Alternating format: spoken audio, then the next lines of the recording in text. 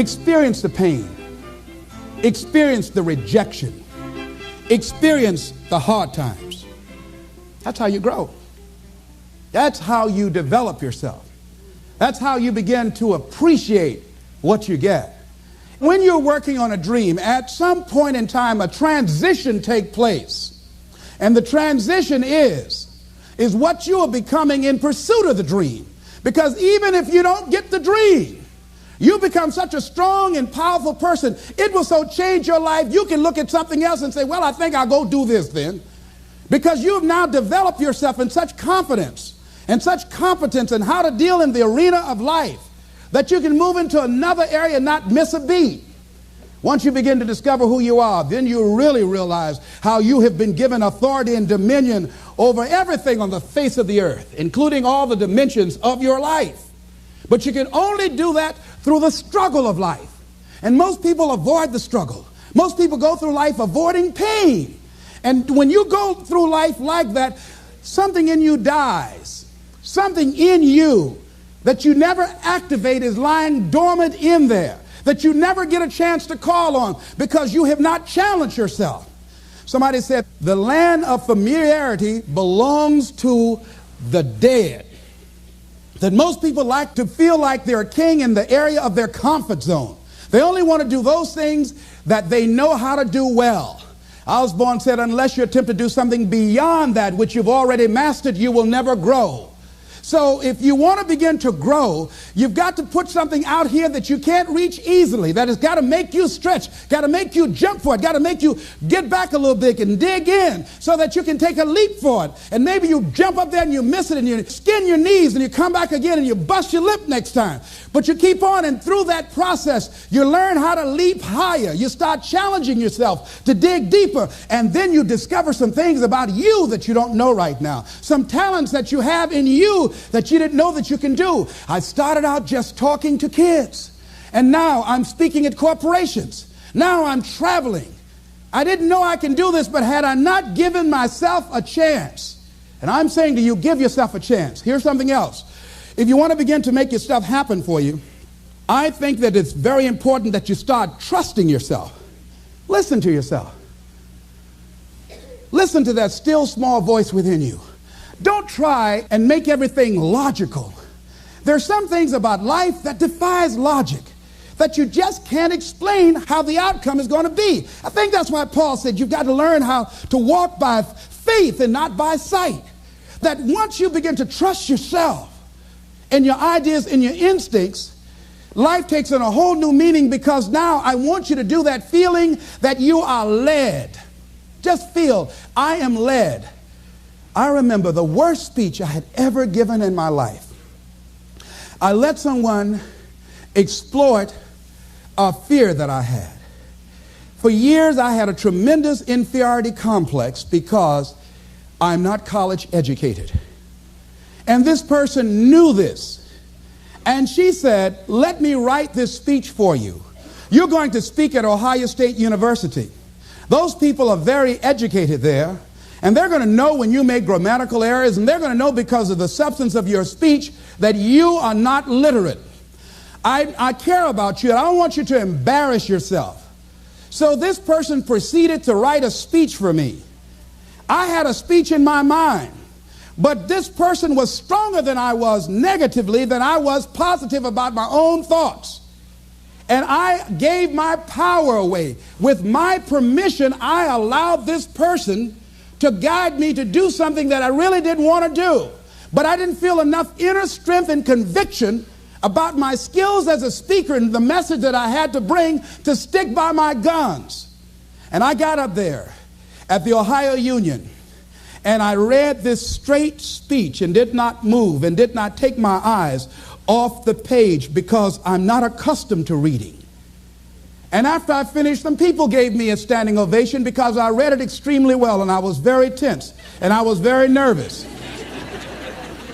But Boo was with me, and we've been together since second grade. And I didn't want to go on the side of the room where he was. I saw the look in his eyes. And another friend of mine by the name of Mike Williams, and I knew what they were going to say. And they had the look on their face like, what happened to you? And so I didn't go over there. I went over here where I could get some compliments. And these people were saying, you were very good. Oh, thank you very much. I wanted to be fortified before I got this whipping.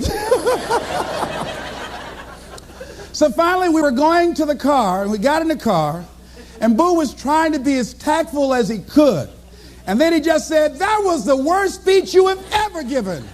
I said, oh, Boo, I know. Why did you read the speech? What happened to your spontaneity? You've always been an extemporaneous speaker. Les, why did you do that? When she told me that they wouldn't accept what I said, Les, let them take you as you are. I gave my power away.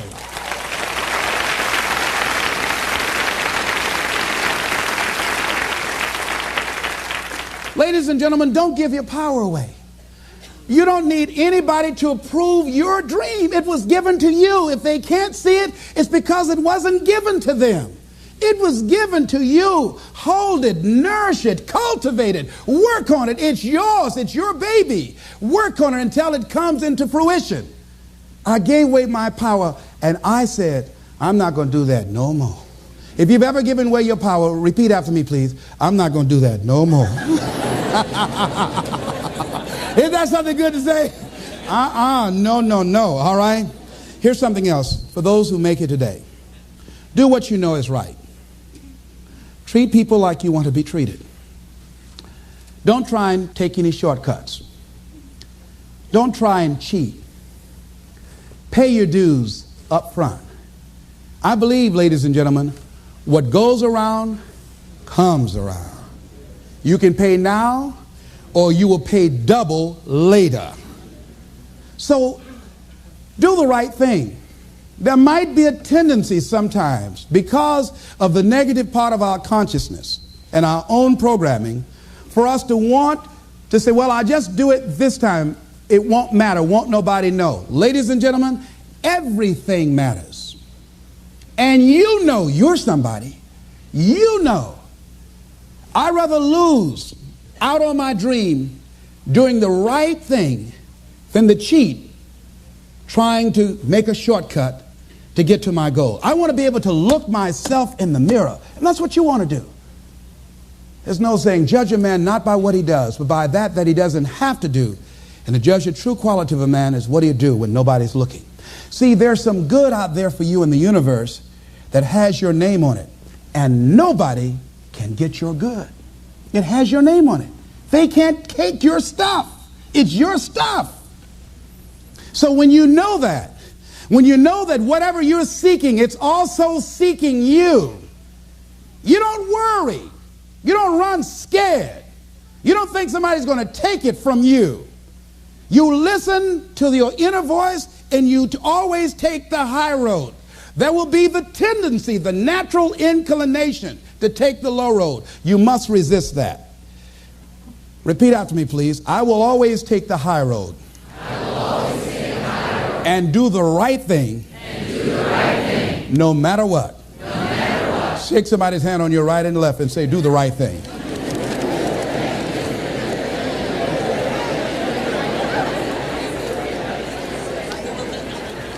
Here's something else I encourage you to do if you want to make it today. Keep your agreements. Keep your agreements that you make. And establish a network of people who will also do that. Establish a network of people in your life that you can count on, that will be there for you when you need them, and you be there for them. And test them sometimes. Find out how many flaky people you've got in your life. Ask them to meet you someplace and say, this is very important for me. Will you be there for me? I need you. And whoever shows up, write their name down. Those that don't show up, draw a line through their name. And when they call you, make sure you're not available for them. Are you busy? No. I just choose not to deal with you in this way. Get all the flaky people out of your life.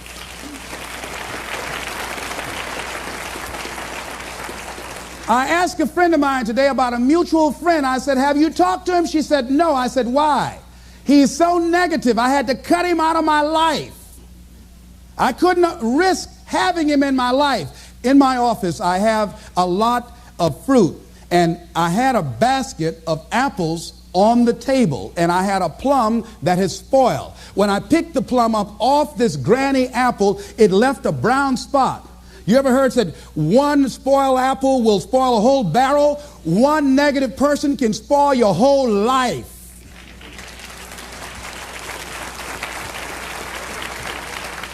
Leave the flakes alone. People that are seriously not serious. And if you're surrounded by flakes, that tells you who you are. Because like attracts like. Hello? I know you don't like that. I bet you won't applaud that one.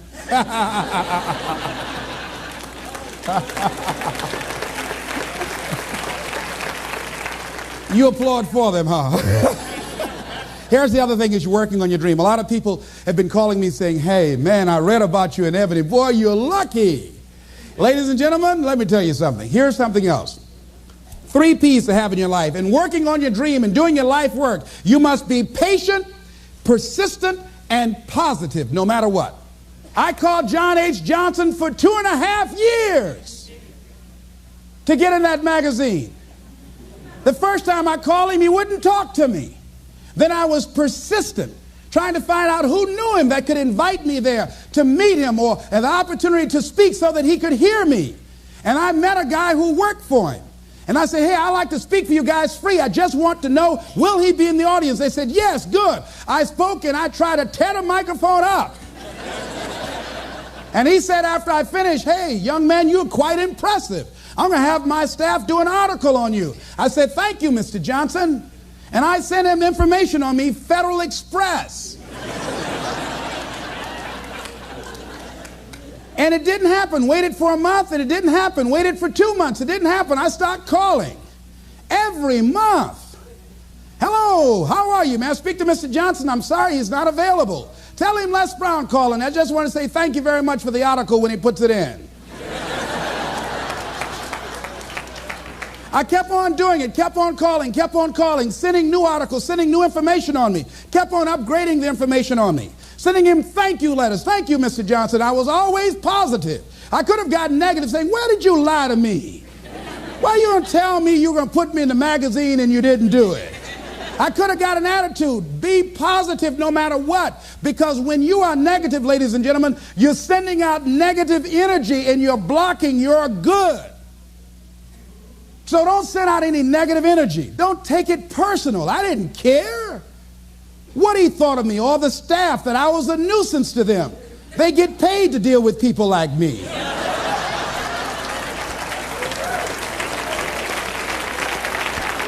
I wanted to be in that magazine. They got a subscription of 1.7 million people. Ask me, do I care what they think about me? Any sensible, reasonable, intelligent person knows if somebody doesn't call you back after 2.5 years, they don't want to talk to you. Ask me, do I care about that? Results don't lie. I'm in the magazine. Hello, hello, hello.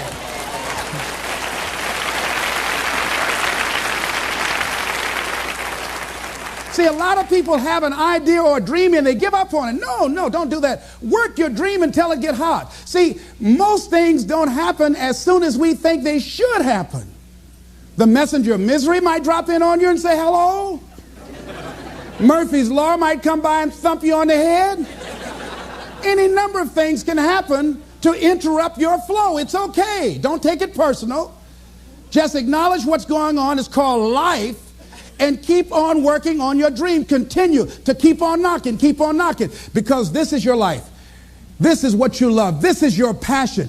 Step back. Don't judge it. If you judge it, judge not yet, lest ye be judged. Why? Because when you judge it, you invest emotion in it, and that emotion could be anger, and guess what? That hurts you. That doesn't hurt anybody else. One doctor said, the man who angereth me killeth me. And then he allowed someone to egg him into an argument on the floor of the National Medical Convention and suffered a massive heart attack. When you're in a state of anger, you have so much acid in your blood, if they withdrew some blood from you and inserted it into a pig, it would die from the acid. So what do you want to take yourself out early for by internalizing things? Shakespeare said, nothing is neither good nor bad, but thinking makes it so. So judge not according to appearances, but right judgment. and feel that everything is going to work out for you because you're patient, you're persistent, and you're going to be positive no matter what. Don't allow other things or people or circumstances to determine what your reaction is going to be. I was out to dinner with some people, and we had a waitress that was quite discourteous and rude. And the people around me took an attitude about it. I learned how to observe life. I think that in order to overcome life, you've got to learn how to observe it. Just stand back and watch what's going on and choose not to buy into it. I said, "Excuse me, ma'am." I said, "Do you know what TIP stands for?" She said, "No." I said, "TIP stands for to ensure promptness. We've been sitting here a long time. I want to give you $5 up front to ensure a prompt meal. Would you assist me?" She gave me the biggest smile and said, "Of course I will." And I said, "By the way, I'm not with these people. I'm going to be sitting at another table. Please put my meal over there. Serve them by themselves." See, I don't want to make anybody angry who goes behind closed doors to prepare my food. Oh, no. I got my food. If I told them, I said, "If I were you, I wouldn't eat that." "Where's the manager? I want to see him." She said, "I'll get him just a minute." I know what she did to their food. Oh, no. I said, "Eat that at your own risk. I don't even want y'all driving me home. I'll get your cab." No. I don't know when that's going to take effect on you. So don't allow people to determine how you are going to respond to them or circumstances. Learn to look at it. A friend of mine, Tom Perkins, handsome, articulate man in his mid-50s. He had a tremendous business, and at the height of his success, someone was killed in his business. He was sued and lost $750,000. Lost his business, lost his family, lost his home, everything. He was devastated, ladies and gentlemen. He started living in his car. He would wash up in a McDonald's across from Howard University on Georgia Avenue in Washington, D.C. He said, "Les, I was so depressed." He said, "I had everything, and then one day I lost it all." He said, "I didn't want to live anymore." He got some sleeping pills, and he took over 35 sleeping pills, and he laid down, folded his hands across his chest, and he said he went to sleep to die. 2 days later, much to his amazement, he woke up. He couldn't even get that right.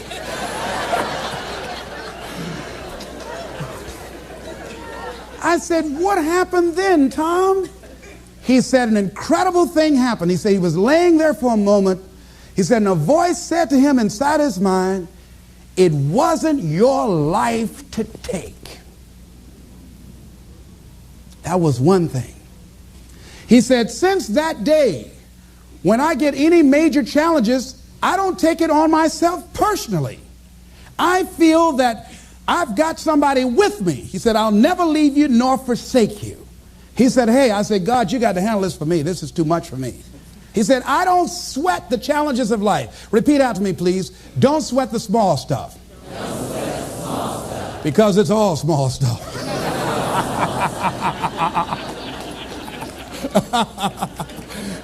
See, whatever you're worried about, if someone call you right now and say, "Listen, you got 2 days to live," I'm telling you, you won't be worried about your bills, ladies and gentlemen. You won't be worried about whether or not somebody loves you or cheating on you because you're about to check out. Okay? So put things in perspective. Here's something else Tommy said that I think is important. He said that the voice also said to him, "If you change your ways, I'll give you far more than you ever lost." Look at your life right now. If you want to keep on getting what you're getting, keep on doing what you're doing. You've got to be willing to change your ways.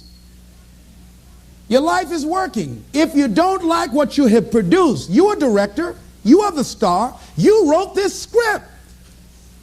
You produced this, whatever it is. If it's a hit, you produced it. If it's a flop, you produced it. Take ownership of it and decide to go back to the drawing board and rewrite the script that you are the star of. You have the power to do that. On this day, you can declare that I'm going to change. As you look back on your life, you can decide that I don't like what I produced here, and I want higher ground. I want to begin to experience more love. I want to have more adventure in my life. I want something that gives my life a sense of meaning. Ladies and gentlemen, I've been selected to head up a program called Project Life in Chicago, training thousands of kids. And I had the experience, we had our second session this past Monday. And to see these young people when they came in, and to see the young people and the parents and the community volunteers when they went out. One young man from the Cabrini Green housing projects who didn't want to be there, who came up and said, I want you to know I'm so glad to be here. And he said, I'll never be the same again. He said, thank you, Mr. Brown. He said, I just got to go now, but thank you, sir. I'll never be the same again. To see a letter I got from a young man who was in the Cook County Jail where I work on Monday morning. And this young man will not be out of jail for at least 50 years. At least 50 years. They gave him 100 years. This guy has shot at least 60 people that we know of and killed 10 at least. And this letter he wrote, he said, since listening to your tapes, he said, I have not changed, but I feel a different person in me. Over 70% of these young men are in there for murder. We wanted to have a two-pronged attack where we would train people on the outside and train those that are in the jails, because I believe if you cage them like animals and treat them like animals and they're out on the streets every 22 months, they're going to get out and act like animals and go back in like animals.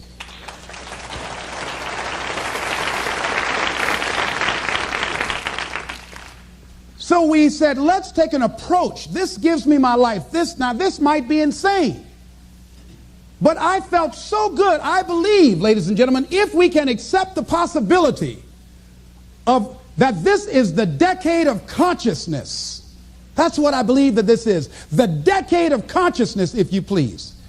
A time where we can begin to create in folks' minds the idea, the possibility that we can create a more humane society, the possibility that we can create more love, communication, and understanding in relationships, the possibility that we can create a drug-free America, the possibility that we can create the kind of respect for diversity and difference in our multicultural society, the possibility that we can begin to develop the mindset to bring out the best in people, to encourage them to achieve their greatness and support them in their dreams, that if we can, in this decade of consciousness, to begin to see and envision that happening, and that we all can play a role, that we were born for such a time as this, that we showed up for this, that we survived 1 out of 9 million sperms, and we have been chosen for this great work.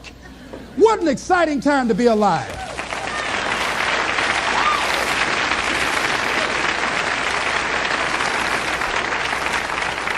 Here's something else to recognize. Wherever you are on the ladder of life, and I was reading in Dr. Norman Vincent Peale's latest book called The Power of Positive Living, which I think is his greatest work.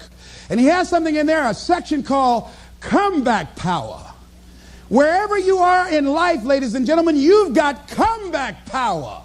I don't care how low you are. I don't care what you have done. I don't care what you have experienced. I don't care how devastated your life might appear to be, the shambles it might be in.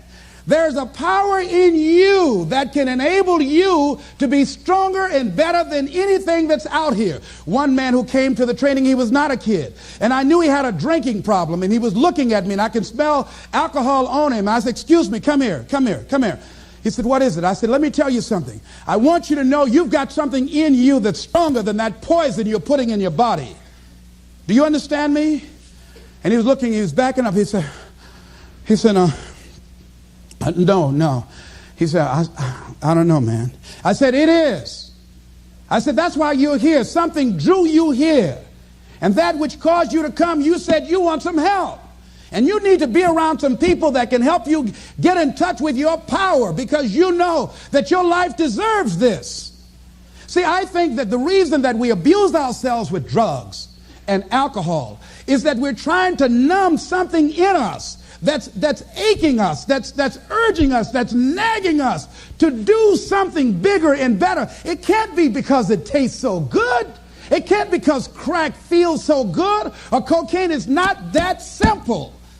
That when we are deluding ourselves or polluting our minds, it numbs us where we don't have to face reality.